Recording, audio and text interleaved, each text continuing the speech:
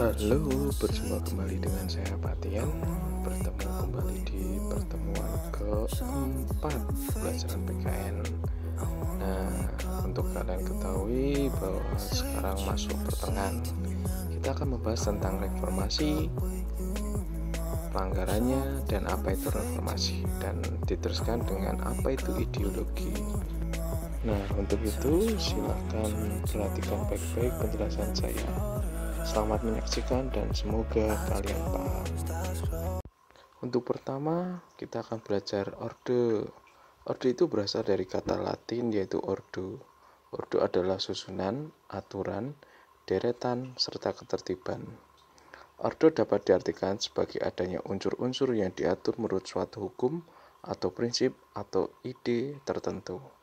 Nah, sedangkan reformasi dibagi menjadi dua kata yaitu re dan for. Re artinya adalah kembali, for artinya bentuk. Jadi jika digabungkan ada reformasi, gerakan atau memformat atau mengembalikan kembali bentuk ulang menata bentuk pemerintahannya kembali. Nah, saat itu masa Orde Baru dianggap oleh para aktivis 1998 bukan kembali ke tatanan sebagai dasar negaranya Pancasila, tetapi masuk ke arah otoriter. Maka dari itu, terciptalah suatu gerakan yang bernama revolusi, mengubah segala tindakan dalam pemerintahan agar sesuai dengan Pancasila dan Undang-Undang Dasar 1945. Untuk selanjutnya adalah latar belakang lahirnya reformasi. Dorongan mundurnya Presiden kedua Soeharto pada saat itu oleh gerakan mahasiswa atau gerakan reformasi 98 atau lebih dikenal dengan aktivis 98 yang menghendaki adanya perubahan tatanan kehidupan bermasyarakat dan bernegara ke arah kehidupan yang lebih baik secara konstitusional, yang pasti adalah berdasarkan Undang-Undang Dasar 1945. Yang kedua adalah krisis moneter atau keuangan yang terjadi di negara-negara Asia dan Indonesia, menjadikan nilai mata uang rupiah jatuh secara drastis dan berdampak bukan hanya sekedar dari segi ekonomi, tetapi kehidupan sosial dan politik menjadi terpuruk. Akan tetapi gerakan tersebut atau gerakan reformasi ini banyak sekali faktornya, seperti otoriternya Soeharto pada saat itu saat memerintah, diculuknya para aktivis yang tidak pro dengan pemerintah, bahkan ada aktivis seperti Widji Dukul yang sampai saat ini tidak diketahui keberadaannya, apakah beliaunya meninggal atau tidak. Selain itu, korupsi berjemaah yang dilakukan oleh keluarga Presiden Soeharto saat itu menjadikan masyarakat merasa jengah dengan pemerintahan pada saat itu. Dan yang pasti kebebasan berpendapat sangat dilarang pada saat itu. Nah, berikut adalah agenda dan tuntutan dari reformasi. Yang pertama, suksesi atau pergantian kepemimpinan nasional, yaitu pergantian dari Presiden Soeharto diharapkan lengser dari ketampuk kepemimpinan sebagai seorang presiden dan mengamandemen Undang-Undang Dasar 1945. Amandemen itu adalah melihat kembali tatanan penerapan dari Undang-Undang Dasar 1945 atau merubah kembali atau merevisi kembali. Nomor 2 adalah pemberantasan KKN, korupsi, kolusi, nepotisme. Nah, pada masa pemerintahan Presiden Soeharto ini terjadi tidak hanya korupsi, tapi kolusi dan nepotisme. Segala sesuatu yang berkaitan dengan kebijakan pasti ada kaitannya dengan keluarga dari Presiden Soeharto. Yang poin kedua yang B, penghapusan dua fungsi ABRI atau dua tugas, yaitu pertama menjaga keamanan dan ketertiban negara dan kedua memegang kekuasaan mengatur negara. Nah, maka dari itu penghapusan itu diibaratkan agar ABRI tidak berpolitik tetapi tetap harus fokus dalam menjaga pertahanan dan keamanan negara. Yang ketiga adalah penegakan supremasi hukum. Nah, pada saat itu banyak sekali pelanggaran-pelanggaran HAM yang tidak dapat diselesaikan. Contoh seperti yang saya sebutkan tadi, ada aktivis Widji Dukul, ada Marsina, dan banyak sekali tokoh-tokoh atau orang-orang yang kontra dengan sebuah kekuasaan itu hilang entah kemana atau bahkan dibunuh.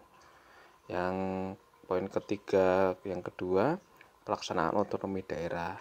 Nah, otonomi ini diartikan sebagai daerah tersebut diberikan wewenang untuk mengatur daerahnya sendiri. agar setiap daerah yang terbelakang, khususnya di bagian Indonesia Timur, bisa mengatur daerahnya sendiri sesuai dengan kebutuhan yang mereka inginkan, agar tidak terjadi ketimpangan antara Pulau Jawa dan pulau-pulau yang lainnya, karena pada masa pemerintahan Orde Baru hanya terfokus pada Pulau Jawa saja. Sedangkan berikut adalah penyimpangan pada masa Orde Reformasi 1998 sampai sekarang. Yang pertama adalah penerapan konsep kebebasan tanpa batas karena kebebasan pers dan pendapat dibuka. Akan tetapi dalam konteks ini malah menjadi bumerang bagi pemerintah pada saat ini atau pada saat dulu kala. Banyak sekali orang bebas berpendapat, bebas mengkritik, tetapi tidak bisa membedakan antara mengkritik dan menghina. Yang kedua, munculnya pergaulan bebas. Nah, masyarakat sekarang atau masa muda sekarang bebas tanpa ada peraturan. Maka dari itu muncullah pergaulan-pergaulan bebas yang berdampak negatif terhadap pergaulan-pergaulan remaja. Yang ketiga adalah pola komunikasi yang tidak beretika, kurang sopan santun, terlebih di media sosial. Seperti yang saya bilang tadi di poin pertama atau nomor 1, bahwa kita tidak bisa membedakan antara mengkritik dengan menghina. Mereka merasa bahwa mereka mengkritik, tapi padahal itu termasuk konteksnya menghina. Seperti hanya ketika menghina Pak Jokowi dengan istilah-istilah yang istilahnya yang sangat menghina sekali, padahal beliau adalah seorang presiden. Nah, itulah yang terjadi pada masa reformasi saat ini. Yang keempat adalah peredaran dan penggunaan narkoba dan miras pada masa reformasi ini menjadi tidak terkontrol sama sekali. Keberadaan obat-obatan terlarang maupun miras itu menjadi hal yang sangat sulit untuk diberantas. Yang kelima adalah aksi anarkisme dan vandalisme. Karena merasa bebas, maka setiap orang berhak mengekspresikan dirinya. Mengekspresikan dirinya inilah yang condong ke arah hal-hal yang negatif, seperti anarkisme maupun vandalisme. Yang keenam adalah adanya perpecahan antar suku, golongan, atau agama, dan menurunkan rasa persatuan dan kesatuan. Nah, seperti yang saya bilang tadi, karena dianggap sebagai kebebasan yang hakiki pada masa reformasi, maka setiap orang merasa berhak untuk menghakimi golongan tertentu, agama tertentu. Yang perlu kalian ketahui, pada masa reformasi ini banyak sekali orang-orang radikal yang ingin mengubah dasar negara kita, yaitu Pancasila. Dan oleh pemerintah tidak bisa ditanggulangi. Karena apa? Karena ada perlindungan hak asasi manusia. Ketika pemerintah ingin bertindak tegas, di saat itulah hak asasi manusia tidak bisa membedakan antara itu akan membuat pecah belah dan itu benar-benar membelah hak asasi manusia. Seperti contoh banyak teroris pada masa setelah reformasi. Yang ketujuh adalah konflik antar warga dan daerah. Banyak sekali kan kita melihat di media sosial atau TV atau dimanapun perlakuan antar warga daerah satu dengan daerah lain. Tawuranlah antar desa. Yang kedelapan ada penurunan moral. Semakin lambat tahun, semakin kita memiliki penurunan moral yang sangat luar biasa sekali. Dulu, penegakan Pancasila itu sangat ditegakkan. Nilai-nilai yang ada itu selalu ditegakkan. Sedangkan sekarang ketika kita belajar Pancasila, kita hanya sebatas belajar kulitnya saja. Maka penerapan Pancasila pada masa Orde Baru dan Orde Lama itu sangat luar biasa sekali daripada di masa sekarang. Dan yang kesembilan adalah tawuran pelajar. Nah, tidak perlu saya jelaskan, pasti kalian juga sudah tahu banyak faktor yang menjadikan banyak pelajar itu tawuran. Yang 10 adalah tantangan global dengan adanya pengaruh penyusupan ideologi dari negara lain. Ideologi agama, sistem khilafah, kapitalisme global atau globalisasi ekonomi, industri digital 4.0 sekarang jadi 5.0. Banyak sekali yang memang harus kita tanggulangi atau banyak penyimpangan yang membiarkan hal-hal tersebut terjadi.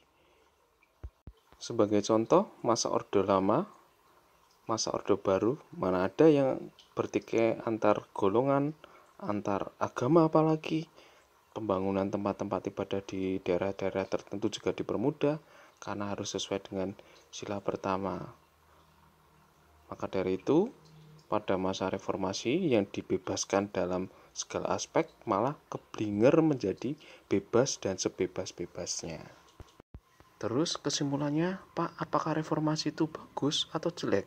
Jelas bagus sebenarnya reformasi, karena mengubah tatanan menjadi seperti semula. Cuma banyaknya oknum yang tidak mengerti tentang reformasi sebenarnya, maka sampai sekarang reformasi dianggap gagal total. Maka dari itu, ke depan kalianlah yang akan mengubah reformasi yang sebenarnya. Topik selanjutnya adalah Pancasila sebagai ideologi. Loh, kok Pancasila sebagai ideologi? Kenapa kok enggak komunis? Kenapa kok enggak kapitalis atau marxisme atau dan sebagainya? Kita sudah mengenal Pancasila dari kita lahir atau tercipta pada tanggal 1 Juni 1945. Kenapa harus Pancasila? Nah, akan saya jelaskan sebagai berikut. Nah, poin yang ke-B ini dinamika perwujudan Pancasila masa kini sesuai perkembangan zaman. Nah, tujuannya agar kalian tahu hakikat ideologi dan fungsi ideologi. Ada ideologi Pancasila, hakikat ideologi terbuka, kedudukan Pancasila sebagai ideologi terbuka, nilai-nilai Pancasila sebagai ideologi terbuka, dimensi Pancasila dalam ideologi terbuka. Nah, pembelajaran ini sebenarnya sudah kalian dapat di kelas 7 dan kelas 8. Saya tidak perlu menjelaskan panjang lebar, tapi kalian pasti saya yakin memahami, karena dari kelas 7 dan kelas 8 kalian tidak ada yang tidak tuntas. Oke, kita belajar tentang pengertian ideologi.